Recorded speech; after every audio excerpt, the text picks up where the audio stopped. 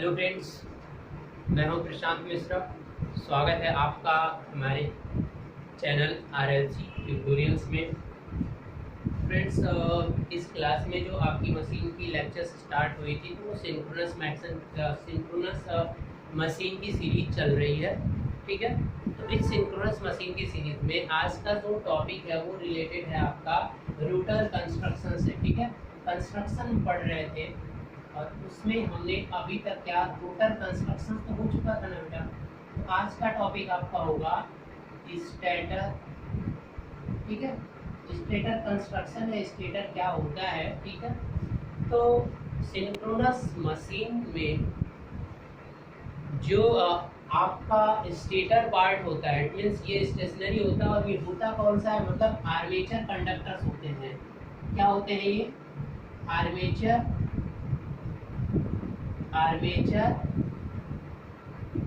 Conductors. ठीक है, और वाइंडिंग कैसी होती है? सबसे पहले देखिए कुछ इंपॉर्टेंट पॉइंट्स हैं इससे जो आपको जान लेना थोड़ा सा ज़रूरी है कि आपकी जो ये स्टेटर पार्ट होता है, मतलब ये स्टेशनरी पार्ट है मशीन का, ये इसके नाम से ही क्लियर है। तो पहले जो ये वाइंडिंग होती है तो ये होती कैसे है और इसमें क्या क्या इम्पोर्टेंट टर्म आते हैं। So before going to that important term, we have to must know some idea regarding which type of winding we are using in this stator. Okay, so now tell me, this stator is connected toward the load. Okay, it means the load is directly connected to this armature. So it must be displaced 120. Okay, so first one, this one is the three-phase winding. Three-phase winding. It means R phase. R phase, Y phase, and V phases. These three phases are added like this one. Okay. Now come to the next point. This three-phase winding may be star. When I am saying this one, star or delta connection. ठीक है, star और delta connected. ठीक है, तो star और delta जहाँ जैसी requirement होगी तो मैक्सिमम स्टार ही किया जाता है। अभी मैं आगे आपको रीजन भी प्रोवाइड कराऊंगा। देखिए, अगर स्टार वाइंडिंग्स बनानी है थ्री फेज वाइंडिंग तो किस तरह से बनेगी बेटा? एक वाइंडिंग आपका कुछ इस तरीके से आएगा और इसका दूसरा टर्मिनल एक पॉइंट पर कॉमन होगा, ये दूसरी वाइंडिंग है। ठीक है, और ये फिर आपकी क्या है? तीसरी वाइंडिंग। तो इस तरीके से आप क्या कर सकते हो, सारी की सारी ये आपका स्टेटर, मतलब ये आपका आर्मेचर वाइंडिंग कुछ इस तरीके से होता है। ये न्यूट्रल पॉइंट है, मतलब स्टार की अगर बात करें तो। अगर डेल्टा वाइंडिंग बनानी है तो कुछ इस तरीके की वाइंडिंग्स बनेगी। ठीक है, एक दूसरे से कनेक्टेड होंगी। Is it clear? इस तरीके से ये डेल्टा वाइंडिंग्स है। Is it clear? और ये डायरेक्ट लोड। तो ये एक आर्मेचर के कोर पर आपको इस तरीके से बनाया जाता है। ये फेज R, ये R फेज के लिए है। अब जैसे भी चलना है, इधर से चलना है, जैसे चलना चाहते हो, R Y और ये क्या मान लीजिए B। तो R Y B जो फेजेस आप देख रहे हैं, ये तीनों की बाइंडिंग की जाती है। ऐसे रिप्रेजेंटेशन करने के लिए आपको बहुत ही आसान लैंग्वेजेस की नीड पड़ती है, बट जब आप इसके इंटरनल कंस्ट्रक्शन पे जाएंगे तो ये सारी की सारी वाइंडिंग, ठीक है, इस तरीके से एक जगह भी नहीं होंगी और एक कोर पर बनाई जाती हैं। तो देखिए कैसे बनाई जाती है वो मैं आपको पहले भी बता चुका हूँ। ये आपका क्या हो गया? स्टेटर। इस स्टेटर पर अब क्या होगा? स्लॉट की कटिंग की जाएगी। ठीक है, तो इस तरह से एक और इसके पैरेलल में एक और सर्कल ड्रा कर दीजिए। ठीक है ना बेटा? देखिए, अब ये आपका अगर सेंटर हो गया तो ये आपका शाफ्ट हो गया। ठीक है, अब इसके बाद से अगर रोटर की बात करो, ठीक है, तो रोटर आप जिस तरीके का अगर सिलेंड्रिकल उठा रहे हैं तो सिलेंड्रिकल आपका रोटर क्या होगा? अगर सिलेंड्रिकल रोटर उठा रहे हो तो कुछ इस तरीके का क्या होगा? आपका रोटर होगा, ROTER। तो ये आपका रोटर सर्किट हो गया। ये आपका शाफ्ट है। अब यहाँ पर स्लॉट कैसे बनाए जाएंगे, देखिए एक स्लॉट इस तरह से बना, ठीक है। अब दूसरा स्लॉट फिर क्या आएगा, इस तरीके से, ऐसे तीसरा स्लॉट बनेगा। तो इस तरीके से आपके स्लॉट्स बनेंगे स्टेटर पे, और इसी में ये कंडक्टर भरे जाते हैं, एक ग्रुप आर फेज का, दूसरा वाई फेज का, और तीसरा आपका बी फेज का। बट रिमेंबर कि ये तीनों के तीनों फेजेस एक दूसरे से क्या होते हैं, 180 डिग्री, सॉरी 120 डिग्री, ये इनके बीच में फिजिकली 120 मतलब बैलेंस। अगर थ्री फेज सप्लाई चाहिए आपको, तो आपको हमेशा ये चीज़ें करनी पड़ेंगी। तो चलिए अब हम समझते हैं थोड़ा सा, इसके पूरे स्लॉट्स को आप बना लीजिए, ठीक है। देखिए ये आपका कुछ इस तरीके से स्लॉट्स बनेंगे।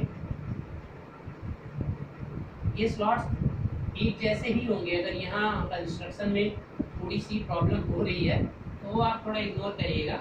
ऐसा नहीं कि यहाँ पे ये विड्थ ज़्यादा हो जाएगी, ये विड्थ कम हो जाएगी, ये विड्थ ज़्यादा फिर ये कम, नहीं, ऐसा कुछ नहीं है। ये सिर्फ मेरे बनाने में ऐसा हो जा रहा है, ठीक है। तो ये चीज़ें आप ज़रूर फॉलो करिएगा। और ये एयर गैप इतना ज़्यादा नहीं होगा, ये यूनिफॉर्म, क्योंकि मैंने यहाँ सिलेंड्रिकल रोटर लिया है, तो सिलेंड्रिकल रोटर पे भी आपके स्लॉट्स बने होते हैं। तो मैंने कहा था आपसे कि जब हम स्टेटर के वाइंडिंग को चेक करेंगे तो वहाँ पर इसकी वाइंडिंग देख लेंगे। बट यहाँ जो थ्री फेज वाइंडिंग है, तो इस रोटर उसकी थ्री फेज वाइंडिंग नहीं होती है, वो सिंगल फेज डिस्ट्रीब्यूटेड होती है, लेकिन सिंगल फेज वाइंडिंग होती है। तो ये चीज़ थोड़ा सा आप फोकस करिएगा। चलिए, और ये जो स्लॉट्स बनेंगे ये आपके किस में बनेंगे, ये ऐसा नहीं है कि ये स्लॉट्स अभी बता रहा हूँ, ये 3 के मल्टीपल में होने चाहिए, फेजेस के मल्टीपल में। और आपका स्लॉट्स कितने बन रहे हैं, चलिए, और पोल पे डिपेंड करेगा कि आपको किस तरीके से स्लॉट्स बनानी है। जैसे यहाँ पर 1 2, ठीक है, 1 2 3 4 5 6 7 8 9, ठीक है, 9 स्लॉट की मशीन है, ठीक है। तो आप आराम से इसे कंस्ट्रक्ट, 9 स्लॉट मैंने बना दिया। अब इन्हीं स्लॉट्स में कंडक्टर्स बनाए जाएंगे, ठीक है। एक अगर आर वाला फेज यहाँ पर रखा गया तो इससे फिजिकली 120 का एंगल, यानी वाई वाला यहाँ से शुरू होगा और पी वाला फिर इस वाले में रखा जाएगा। बट अनफॉर्चुनेटली कि जितने भी एक फेज में, मान लीजिए कि एक फेज के कंडक्टर्स को इस तरह से बहुत सारे कंडक्टर्स को एक वाइंडिंग आपने बनाई, तो ये अब क्या होंगे कि एक ही स्लॉट में नहीं रखे जाएंगे।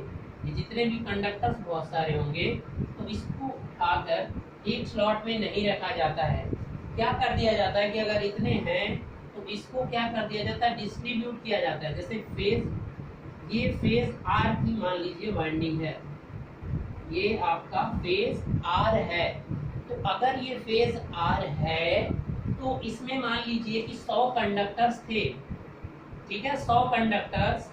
तो अब क्या करते हैं हम इसको कि अब डिस्ट्रीब्यूट कर देते हैं इक्वली। क्या कर दिया जाता है, इक्वली भी नहीं, अब अकॉर्डिंग टू पैटर्न जो भी वहाँ समझ में आएगा। देखिए कुछ कंडक्टर्स ऐसे एक स्लॉट में और कुछ कंडक्टर्स स्लॉट 2 में, मतलब स्लॉट 1 स्लॉट 2, ये जरूरी नहीं कि स्लॉट में, ये रूल से भरेंगे।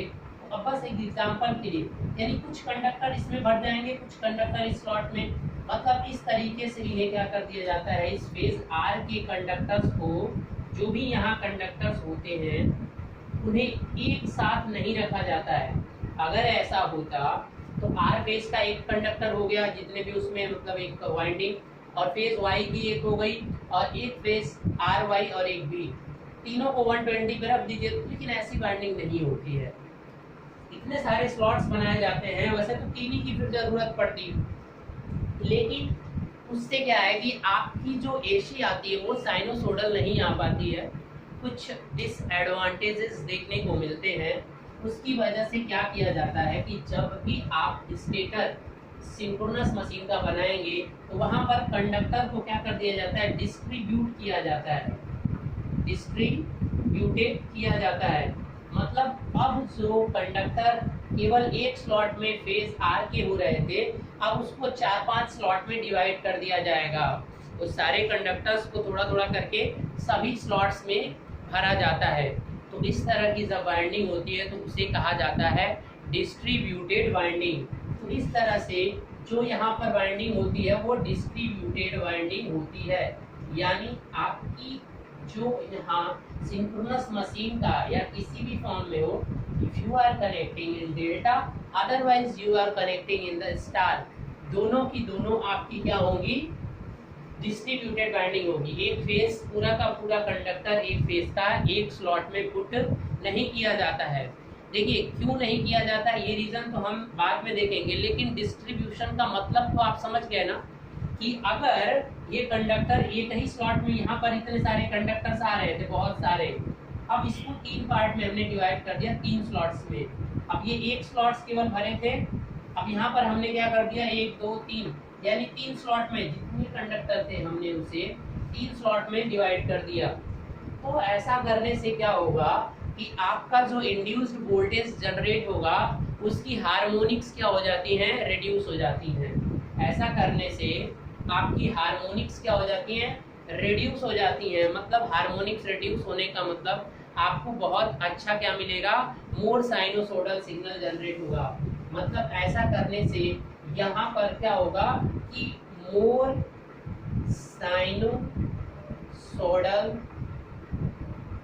साइनोसोडल वेवफॉर्म मिलेगी। ठीक है, वेवफॉर्म। क्यों ऐसा होगा, क्योंकि आपका हार्मोनिक्स क्या हो जाएगा, हार्मोनिक्स क्या हो जाएगा, हार्मोनिक्स कंटेंट जो होंगे उसमें इंड्यूस्ड वोल्टेज में, इसमें इंड्यूस्ड लिख दे रहा हूँ, क्या हो जाएंगे, वो डिक्रीज कर जाएंगे। तो ये फायदा होता है डिस्ट्रीब्यूटेड करने का। ठीक है, तो कैसे डिस्ट्रीब्यूटेड करेंगे और किस तरीके से ये कम होते हैं ये हम अभी देखेंगे कि डिस्ट्रीब्यूटेड वाइंडिंग क्या, डिस्ट्रीब्यूशन किस तरीके से होता है और एक डिस्ट्रीब्यूशन फैक्टर, ये अभी अगले लेक्चर में देखेंगे, अभी यहाँ पर नहीं देखना है। तो अभी इस हमें कॉइल्स के बारे में देखना है। तो देखिए आपका सबसे और लास्ट एक पॉइंट जो आता है कि ये जो पॉइंट्स होते हैं ये सारे के सारे ओपन वाइंडिंग्स होते हैं। देखिए इसका जो सेकेंडरी यहाँ का एक पॉइंट हर जगह न्यूट्रल बना देगा और दूसरा पॉइंट क्या रहता है, ओपन है ना बेटा, और यहीं से 3 वायर आपको आउटपुट पे मिल जाएंगे। तो मतलब ये जो वाइंडिंग होती है, नेक्स्ट पॉइंट में निकल कर आएगा कि ये ओपन वाइंडिंग होती है। लेकिन अगर डीसी में पड़े हुए ओपन वाइंडिंग, देखिए ये भी होता है। तो डीसी मशीन में जब आपने पढ़ा होगा तो वहां देखा था कि ये वाइंडिंग्स जो होती हैं ये क्या होती हैं, क्लोज्ड टाइप होती हैं। डीसी का जो आर्मेचर होता है वहां पर जो वाइंडिंग की जाती है वो क्लोज्ड टाइप होती है। एंड वहां पर भी मैंने थोड़ा सा बताया था कि जब आप सिंक्रोनस मशीन को पढ़ेंगे तो वहां पर आप देखेंगे कि सिंक्रोनस मशीन की जो आर्मेचर वाइंडिंग होती है वो क्लोज टाइप नहीं होती है, वो ओपन टाइप होती है। या तो वो स्टार हो या तो डेल्टा हो, दोनों क्या होंगी, ओपन टाइप वाइंडिंग होती है। ठीक है, तो ये आप समझ गए होंगे डिस्ट्रीब्यूटेड। और दूसरा नेक्स्ट पॉइंट, ये सारे पॉइंट्स हैं जो मैं ट्रिक करके लिख रहा हूँ, ये आप समझ जाना, एक एक पॉइंट को मैंने एक्सप्लेन किया है, ये डिस्ट्रीब्यूटेड वाला। अब जो नेक्स्ट पॉइंट लास्ट है वो आपका शॉर्ट पिच्ड होती है, शॉर्ट पिच्ड कॉइल। अब ये शॉर्ट पिच्ड क्या होता है अभी बता रहा हूँ। शॉर्ट पिच वाइंडिंग ऐसे बोलो। अब ये शॉर्ट पिच का मतलब क्या होता है, देखिए अभी थोड़ा डीसी की बात करिए तो डीसी में मैंने आपको बताया था कि डीसी वाइंडिंग्स जो होती हैं वो आपकी फुल पिच होती हैं। मतलब कॉइल स्पैन और पोल पिच एक दूसरे के इक्वल होते हैं। तो अब ये पोल पिच होते क्या हैं, ज़रा आप पीछे एक बार देख लीजिएगा, ये सारी की सारी चीज़ों का स्क्रीनशॉट ले लीजिए आप। ठीक है, इसके बाद हम आगे बढ़ते हैं। तो अब हम देखते हैं शॉर्ट पिच होता क्या है। अब शॉर्ट पिच का एक फैक्टर आएगा, खैर उसे तो बाद में देखना है। तो अभी फिलहाल शॉर्ट पिच का मतलब क्या है वो दिखाता हूँ आपको। चलिए एक फेज को उठाइए, क्योंकि 2 फेज 3 फेज उठा लोगे तो आपको समझ में नहीं आएगा, तीनों अगर एक साथ। तो किसी एक फेज में मान लीजिए कि स्लॉट्स थे। ठीक है, इस तरह से मैं स्लॉट्स को डिवाइड कर दे रहा हूँ। ये slot number 1, slot number 2, slot number 3, 1 2 3, और ये slot number 4, slot number 5, slot number 6। ठीक है, तो मान लीजिए कि यहाँ पर जो टोटल स्लॉट थे स्टेटर में वो आपके थे कितने 24। ठीक है, 3 फेज की मशीन है, तो यहाँ पर जो स्लॉट पर पोल आएगा, मान लीजिए कि पोल जो बना रही है पोल मशीन वो कितना है 4, तो स्लॉट पर पोल कितना आने वाला है बेटा, स्लॉट पर पोल यही क्या होता है आपका, स्लॉट पर पोल को ही क्या बोला जाता है, pole pitch, this is known as pole pitch. आप पीछे से एक बार देख लीजिएगा। तो जब ये पोल पिच हो गया, एक बात बताइए कि यहाँ पर पोल पिच कितना हो गया, तो पोल पिच का मतलब होता है स्लॉट पर पोल, तो स्लॉट कितनी है आपकी 24 डिवाइडेड बाई 4, तो स्लॉट पर पोल कितना हो जाएगा 6।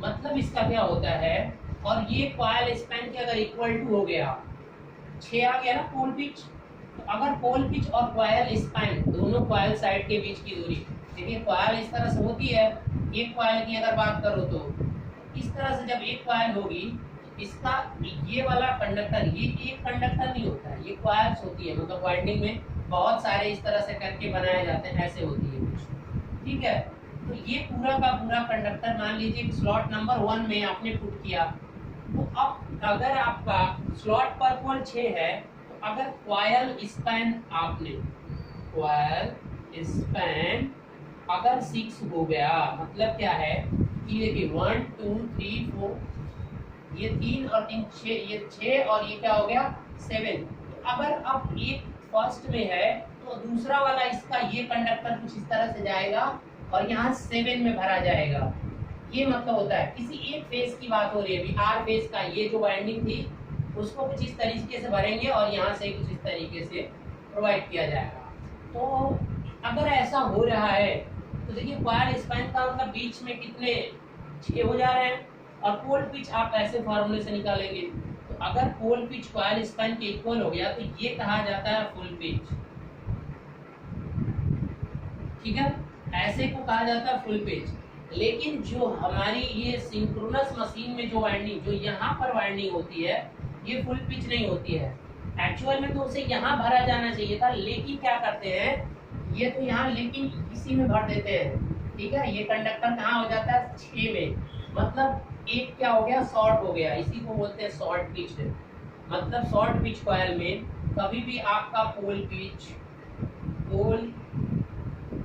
कभी भी इक्वल टू नहीं होगा कॉइल स्पैन के।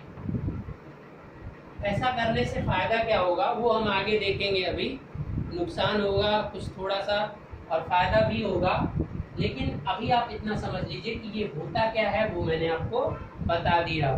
तो इस तरीके की होती है आपकी स्टेटर वाइंडिंग। और जो स्लॉट्स बन रहे थे ना बेटा ये चारों तरफ, वो या तो क्लोज हो सकते हैं, सेमी क्लोज हो सकते हैं, जिस तरीके से इंडक्शन मोटर में हुआ था। अब जो स्लॉट्स बनते हैं रोटर के जो स्लॉट्स होते हैं, नेक्स्ट पॉइंट पे चले, समझ गए ना आप पोल पिच क्या होता है, सॉरी पोल पिच और ये कॉइल स्पैन और ये टोटल का मतलब ओवरऑल ये था कि शॉर्ट पिच करने का मतलब क्या होता है। ठीक है, तो शॉर्ट पिच करने से फायदा क्या होगा, यहाँ भी आपको मोर साइनोसोडल होगी।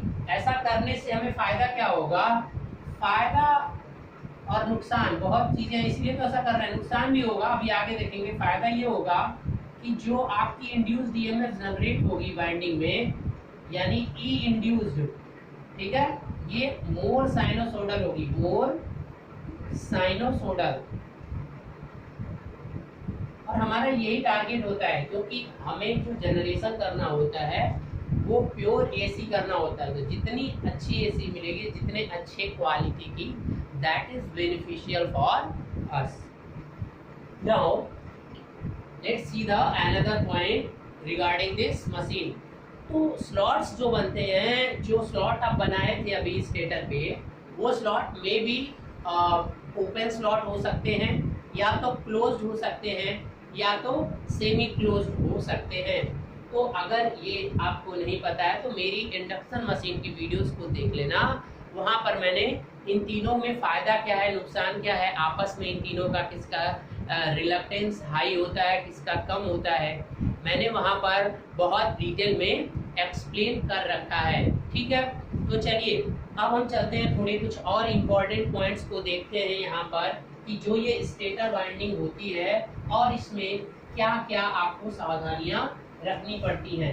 तो देखिए जनरली जो भी ये वाइंडिंग होती है, यानी स्टेटर की वाइंडिंग ये 3 फेज होती है, और सेम ऐसी ही आपकी सिलिंड्रिकल रोटर की भी होती है, बट वो सिंगल फेज होती है।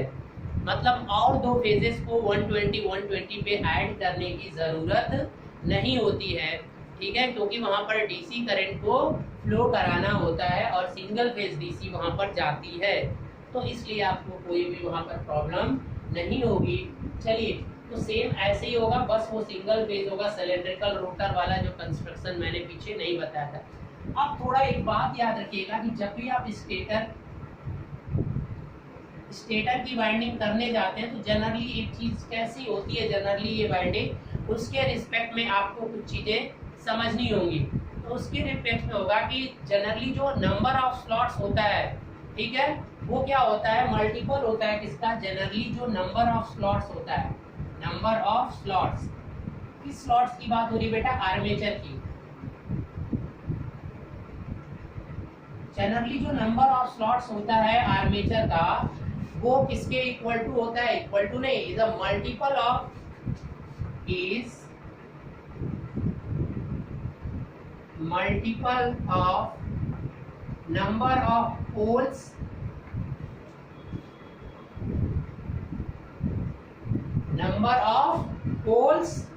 and the number of phases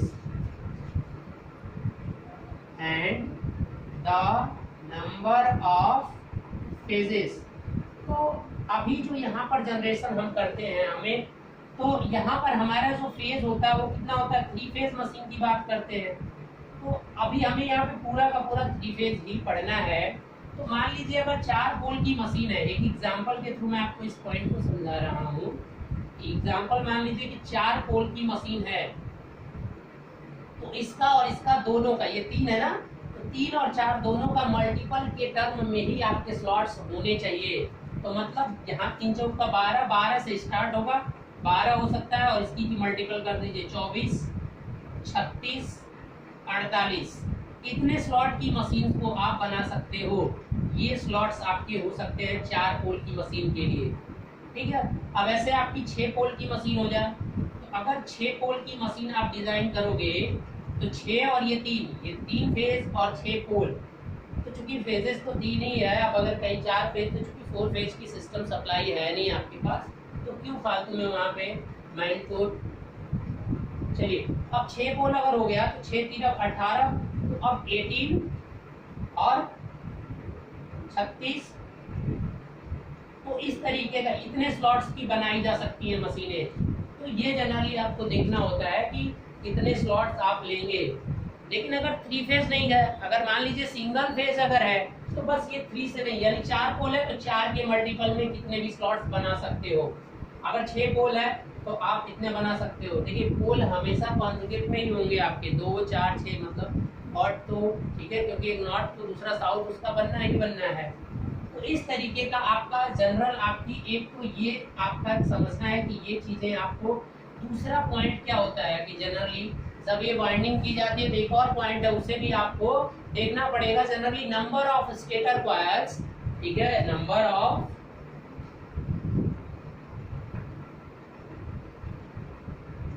stator coil, ठीक है बेटा, ये इक्वल टू होता है आपका जो डबल लेयर वाइंडिंग वहां पर पढ़ते थे उसके लिए, यानी नंबर ऑफ कॉइल्स,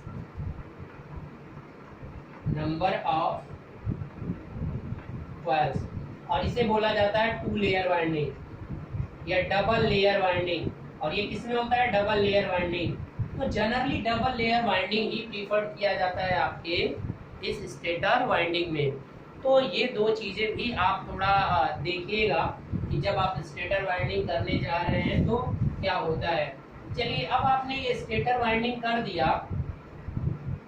अब एक बात करिए कि अभी आपने वाइंडिंग को ना तो डिस्ट्रीब्यूटेड किया और ना ही शॉर्ट पिच किया, तो उस केस में जो इंड्यूस्ड ईएमएफ जनरेट होगा उस कॉइल में, वो कितना होगा, हम चलिए उसे पहले डिराइव कर लेते हैं। तो इसको स्क्रीनशॉट लेना है तो आप ले लीजिए एक स्क्रीनशॉट।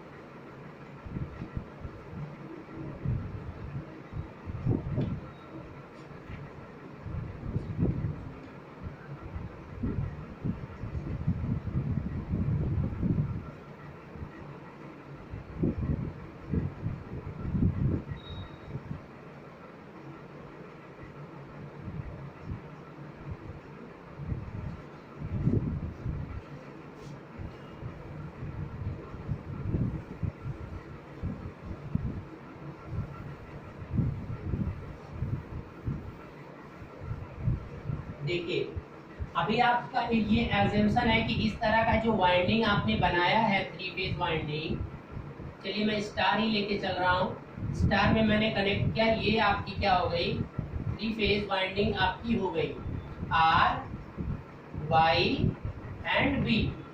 ठीक है, तो ये जो आपका ये आपका क्या है न्यूट्रल पॉइंट है। तो ये जो वाइंडिंग हुई थी यहाँ पर जो इंड्यूस्ड ईएमएफ आया है पर फेज में, ठीक है, तो पहले हम फेज वाइज कैलकुलेट करते हैं।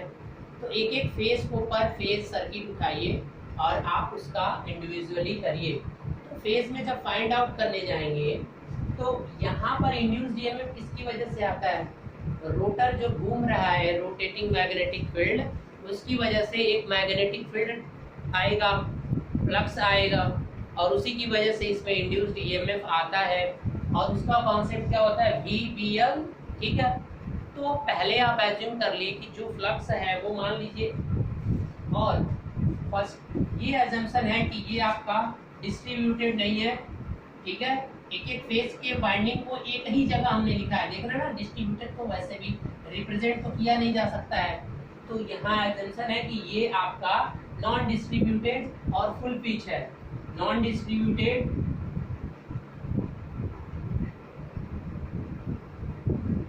एंड फुल पिच है, ये हमने एज्यूम कर लिया डेरिवेशन करते समय। ये हमने क्या कर लिया, एज्यूम कर लिया। तो पर फेज पे जो वोल्टेज यानी जो आपका फ्लक्स डेंसिटी आएगा वो कुछ इस तरीके का आएगा। साइनोसोडल एज्यूम कर ले रहे हैं कि रोटर से हमें साइनोसोडल मिल गया है। तो ये आपका बी और ये आपका थीटा, मतलब theta is equal to omega T. तो ये आपका जो यहाँ से यहाँ की वैल्यू होगी ये क्या होगी बी एम। तो बी को क्या लिख सकते हो, बी एम साइन थीटा। कोई डाउट? तो अब यहाँ पर हमने ये एजम्पशन कर लिया। अब आगे बढ़ते हैं। तो एक बात बताइए कि आपका जो एक कंडक्टर होगा, ऐसे ही जितने भी कंडक्टर, तो पहले एक कंडक्टर का ई कंडक्टर निकालिए। एक कंडक्टर में इंड्यूस्ड ईएमएफ कितना होगा, जनरेटेड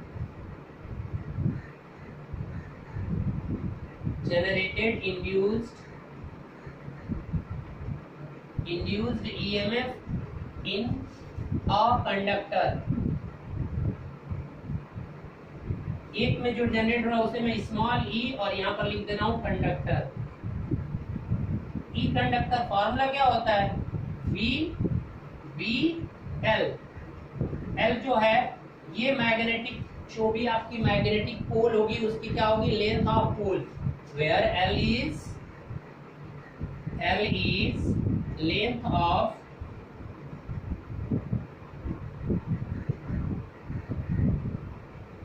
पोल। ठीक है, और V की जगह यहाँ चूंकि जो मोशन हो रहा है वो लीनियर मोशन नहीं हो रहा है, रोटेशनल मोशन हो रहा है। तो guys please right here that one is omega naught V। Okay, so how can you right this VBL। ठीक है, तो अब ओमेगा अगर लिखना है तो V इज इक्वल टू, वैसे तो R ओमेगा होता है। ठीक है, अब देखिए मैं यहाँ पर, वैसे तो पहले आप V लिखिए, तो यहाँ पर जब आप V करेंगे तो V is equal to R omega आएगा। अब R का मतलब रेडियस और आपका ये लेंथ। ठीक है, ये दोनों मिलकर क्या बन जाएंगे बताइए। अदरवाइज V को आप पहले क्या कर दीजिए 2 पाई एफ में कन्वर्ट कर दीजिए। अभी चलिए आप इस मोशन को चेंज मत करिए, डायरेक्टली आप क्या कर दीजिए 2 पाई एफ कर दीजिए। ठीक है, तो यहाँ पर लेंथ ले सकते हैं, जब यहाँ V आ जाएगा तो यहाँ लेंथ हो जाएगा automatic. So now come to the next point.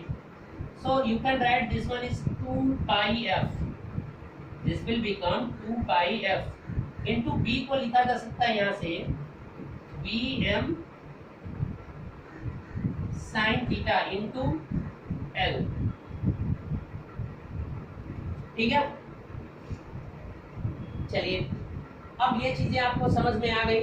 अब BM जो है इसकी वैल्यू की हमें रिक्वायरमेंट है फाई के टर्म में। अगर मैं चाहता हूं फाई के टर्म में रिप्रेजेंट करना तो क्या हो जाएगा बताइए। ई कंडक्टर निकालिए, अब ये मैं ई कॉइल निकालूंगा, ठीक है ना, तो अभी यहाँ पे रहने दीजिए। अब bm की वैल्यू निकालनी है और इस इक्वेशन में आपको पुट करना है। ये मान लीजिए इक्वेशन नंबर 1। नाउ देखिए जो लेंथ होता है कुछ इस तरह से, अगर पोल डिजाइन होती है तो इस तरह से, अगर पोल तो ऐसे होता है आपका कुछ, तो ये जो लेंथ होती है यही एल है। पोल की जो लेंथ होती है, नॉर्थ पोल साउथ पोल ऐसे आता रहेगा, ये पोल की लेंथ है। तो अगर पोल का लेंथ एल है और आप फाई एवरेज निकालना चाहते हो, अब यहाँ पर एवरेज वैल्यू निकलती है, तो क्या करना पड़ेगा बताइए। एवरेज वैल्यू फाइंड आउट करने के लिए आपको क्या करना पड़ेगा, बी एल डी थीटा, और कहाँ से 0 to पाई। पहले तो ये होगा आपका 0 to पाई, और बी और एल और क्या हो जाएगा sine theta, sorry B L और डी थीटा, मतलब डी थीटा के बीच में इसका क्या कर दीजिए, इंटीग्रेशन कर दीजिए। लेंथ इनटू, क्योंकि जितना लेंथ होगा उसी के अकॉर्डिंग उसकी फ्लक्स डेंसिटी वहां पर आएगी, और फ्लक्स डेंसिटी आएगी तो आप उसका एल और डी थीटा मिलके एरिया एक्चुअल में हो जाएंगे। एल और डी थीटा जो होगा ओमेगा टी, तो वो उसका एरिया बना देगा, तो उसके बीच में इसको क्या कर देंगे, हम डिफरेंशिएट कर देंगे, तो एवरेज वैल्यू यहाँ पर मिल जाएगी। तो एक बार जब एवरेज वैल्यू मिल जाए तो अब क्या करना होगा वो थोड़ा ध्यान से देखते हैं। B L into D theta. अब देखिए, तो इसको आप फॉलो करके आगे बढ़ाइए, ठीक है। आपको b की वैल्यू पता है, b की वैल्यू पुट करिए और इसको थोड़ा 2 लाइन सॉल्व करिए। तो देखिए मैं सॉल्व करता हूँ। 0 to पाई, b और l तो बाहर हो जाएंगे, b की जगह पहले क्या करिए, 0 to pi, that one b become bm sin theta into l और d थीटा। तो अब यहाँ से bm और l बाहर हो जाएगा, तो ये आपका bm और ये l बाहर हो जाएगा। साइन थीटा का differentiation integration minus cos theta, और लिमिट्स जो हैं वो 0 to पाई क्यों लिया भैया, क्योंकि 0 से पाई नॉर्थ पोल, कंडक्टर उसके अंदर नॉर्थ पोल में अगर घूम रहा है ना लगातार, तो एक बार नॉर्थ पोल के कॉन्फ्लिक्ट में आएगा, फिर south pole, north pole, south pole, तो 0 to पाई आपका नॉर्थ, तो एक नॉर्थ पोल को लेकर हम चल रहे हैं, ठीक है। तो जब इसको सॉल्व करोगे तो ये आ जाएगा आपका 2VML, आपका इक्वेशन नंबर मान लीजिए 2। तो चलिए अब थोड़ा सा आगे बढ़ते हैं और ये एजम्पशन को खत्म करते हैं। और अब क्या होगा देखिए, इक्वेशन नंबर 2 जो आया हुआ है यहाँ से, फ्रॉम इक्वेशन 2 क्या मिल जाएगा आपको, bm की वैल्यू कितनी मिल जाएगी, bm is equal to phi average divided by 2l, ठीक है। तो अब ये bm की वैल्यू क्या कर दीजिए, put in equation 1, put it in equation 1। जैसे ही पुट करोगे जो ई कंडक्टर आएगा वो क्या हो जाएगा, ये देखो 2 पाई एफ, इसे तो रहने दीजिए, फ्रीक्वेंसी के फॉर्म में लिख दिया, इनटू bm की जगह क्या हो जाएगा, phi average divided by 2l। Is it clear. और फिर आपका साइन थीटा यहाँ पर पड़ा, तो l को पहले लिख लो ना, इनटू l, और यहाँ पर क्या हो जाएगा साइन थीटा, l से l क्या हो जाएगा, कट जाएगा। अब देखिए ये एक कंडक्टर में इतना आया है, कॉइल में कितना हो जाएगा, कॉइल का निकालना है तो आपको क्या करना पड़ेगा, 2 से मल्टीप्लाई करना पड़ेगा, ठीक है। सो एक कंडक्टर, कंडक्टर का मतलब क्या समझते हैं, देखिए ये एक और एक, ये कंडक्टर, ये एक कंडक्टर, दोनों मिलकर एक कॉइल बनाएंगे। इसलिए जो कॉइल में इंड्यूस्ड ईएमएफ जनरेट होगा वो एक कंडक्टर का 2 गुना होगा, ठीक है। तो अब यहाँ से आपका ई कॉइल इज इक्वल टू कितना हो जाएगा, 2 टाइम्स ऑफ इंड्यूस्ड ईएमएफ, मतलब कंडक्टर। तो जैसे ही आप ये करेंगे तो ये 2 और ये 2 खत्म हो जाएगा, मतलब बचेगा क्या finally, 2 pi F phi average और आपका साइन थीटा। किसी को कोई डाउट हो तो बता दीजिए, यहाँ तक तो समस्या नहीं है ना। तो एक कॉइल में निकाल लिया। अब ऐसे बहुत सारे टर्म्स हो, अब मान लीजिए कि number of turn per phases कितने हैं, एज्यूम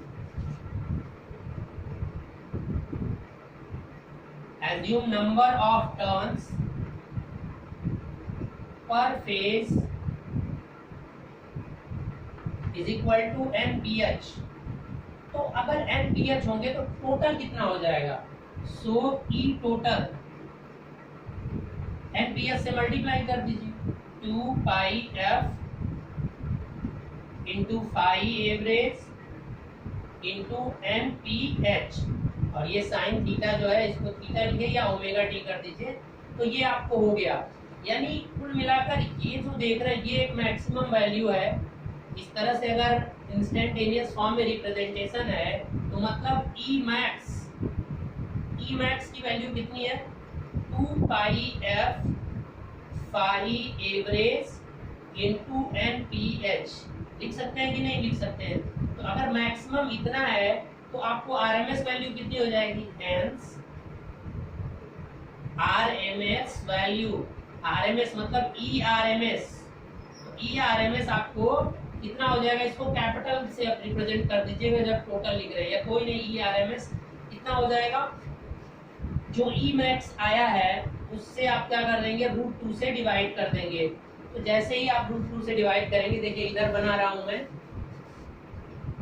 तो यहाँ पर क्या हो जाएगा कि जो इंड्यूस्ड EMF यानी √2 से मल्टीप्लाई करने के बाद E मैक्स, इसको मैक्सिमम जब ले रहे हैं तो इसको कैपिटल कर दीजिए, स्मॉल में नहीं, अब ये ERMS हो जाएगा। तो जो ERMS, और ये भी हमने पर फेज लेकर चल रहे हैं सारी वैल्यूज को, तो जो भी आएगा वो पर फेज आएगा। तो आपका जो इंड्यूस्ड EMF आपका आएगा अब फेज वैल्यू। अब यहाँ पर मुझे ये लिखने की जरूरत नहीं है कि ये RMS में ही है वैल्यू, क्योंकि जब भी कोई साइनसोइडल लिखते हो आप जनरली, तो वो आपकी क्या होती है, कौन सी वैल्यू होती है, RMS वैल्यू होती है।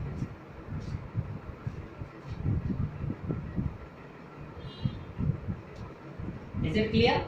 तो चलिए अब क्या हो जाएगा, ये √2 और ये √2 मतलब क्या हो जाएगा, √2 pi F phi average into NPH, ये नंबर ऑफ टर्न्स है पर फेज में, ठीक है, number of turns per phase में कितने हैं वो है आपका। तो अब इतनी चीजें अगर मिल गई तो या तो आप फार्मूले को इस फॉर्म में लिखो, पर phase calculation. Is it clear? कोई प्रॉब्लम नहीं है। अदरवाइज इसको इस तरह से भी लिखा जा सकता है, √2 पाई का जब मल्टीप्लाई कर दोगे तो जो फेज वैल्यू आएगी वो कितनी आ जाएगी, 4.44 फ्रीक्वेंसी फाई एवरेज, और ये n क्या होता है, PH। तो एक्चुअली में नंबर ऑफ कंडक्टर्स अगर कभी दिया हो तो देखिए सो ZPH होता है, ठीक है ना, अगर कभी ऐसा दिया हो और n निकालना हो, ठीक है, तो इसको क्या कर दोगे, 2 से डिवाइड कर दोगे तो आपको हमेशा NPH मिलेगा। तो कभी भी नंबर ऑफ कंडक्टर्स, और जब भी टोटल नंबर ऑफ कंडक्टर्स किसी न्यूमेरिकल में देगा तो पहले आप उसे 3 से डिवाइड करके पर फेज निकालिएगा, क्योंकि ये जो भी इंड्यूस्ड EMF आ रहा है वो एक फेज का आ रहा है।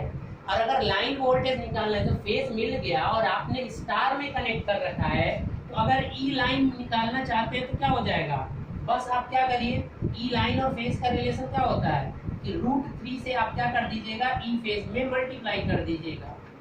तो ये तो आप करने के बाद कर देंगे, अगर स्टार में है तो करिएगा, अगर आपने डेल्टा किया है तो ये लाइन और फेज सेम हो जाएंगे। तो that's depending on the binding, which type of binding you are preferring. Okay, तो अब Z और N में ये नंबर ऑफ कंडक्टर्स हैं पूरे, ठीक है ना, तो 2 से डिवाइड करोगे तो टर्न नंबर ऑफ टर्न्स मिल जाएंगे।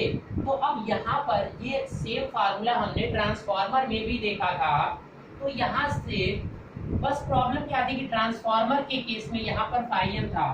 अब हम थोड़ा ट्रांसफार्मर की बात करें तो ट्रांसफार्मर में हमेशा जो φm मैक्सिमम फ्लक्स आ रहा था, लेकिन सिंक्रोनस मशीन में फाई एवरेज वैल्यू आती है। ये चीज आपको ध्यान देना है हमेशा। Is it clear? और बाकी यहाँ भी चीजें देखिए सेम वैसे ही है कि जो EPH है वो प्रोपोर्शनल टू ये क्या फ्लक्स है, तो कोई भी फ्लक्स हो है तो फ्लक्स और नंबर ऑफ टर्न्स, और ये F का मतलब क्या है, फ्रीक्वेंसी का मतलब ओमेगा ही होता है। तो जनरली ये रिलेशन हर जगह ही होता है कि अगर आप ज्यादा से ज्यादा इंड्यूस्ड ईएमएफ फाइंड करना चाहते हो तो फ्लक्स ज्यादा होना चाहिए और या तो आपकी स्पीड ज्यादा होनी चाहिए। और चूंकि मान लीजिए कि एक सिंक्रोनस स्पीड से हाई वाला सिंक्रोनस स्पीड ला देंगे तो श्योर है कि आपको इंड्यूस्ड ईएमएफ क्या मिलेगा, ज्यादा मिलेगा। मतलब the induced EMF is directly proportional to the flux and the speed. When I am saying here speed, तो स्पीड का मतलब यहाँ पर फ्रीक्वेंसी भी उसी से रिलेटेड है। Omega is equal to 2 pi F. अगर कोई चीज फ्रीक्वेंसी के प्रोपोर्शनल टू है तो ओमेगा के भी प्रोपोर्शनल टू होगी। बस ठीक है, तो आई होप आप समझ गए होंगे। अभी तक हमने शॉर्ट पिच नहीं किया था, ठीक है। तो अगर जब शॉर्ट पिच और वाइंडिंग करेंगे तो इस फार्मूले में क्या इम्प्रूवमेंट आएगा, उसे जानने के लिए हमें पहले वाइंडिंग फैक्टर समझने पड़ेंगे, ठीक है, कि डिस्ट्रीब्यूशन करने से और शॉर्ट पिच करने से क्या होगा और एक उसका फैक्टर आएगा, डिस्ट्रीब्यूशन फैक्टर और आपका पिच फैक्टर, ठीक है ना।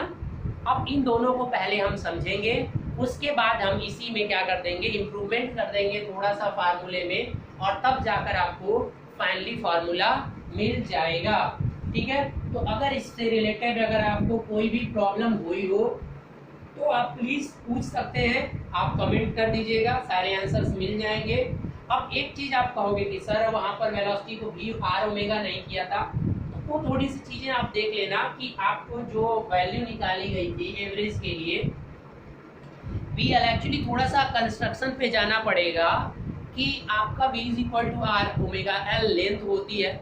चलिए उसको डीसी वाले में मैंने समझाया भी है, वैसे डीसी वाले में बनाया है कि पोल आर्क अगर एल है तो लेंथ उसकी जो एल है, तो वहाँ पर भी ये चीज़ बता रखा है, ठीक है।